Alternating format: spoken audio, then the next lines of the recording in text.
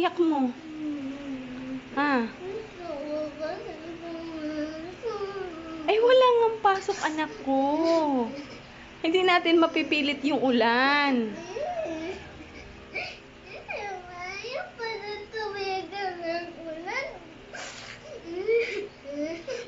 Hindi naman porket sinabing walang pasok, hindi ka napapasok. Yung mga ganyang ulan, bagyo, hindi natin mapipigilan yon. Pag sinabing ganon, walang pasok, gusto mo magkasakit. Ha? Gusto mo magkasakit? O, pag nabasa ng ulan, magkakasakit, kaya sila nag-cancel ng pasok.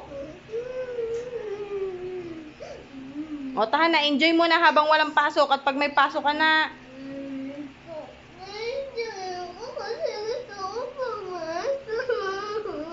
papasok ka pa rin, anak, hindi lang ngayon, baka bukas, may pasok na kayo. O, di tingnan natin, pag umalis na yung bagyo, wala nang ulan.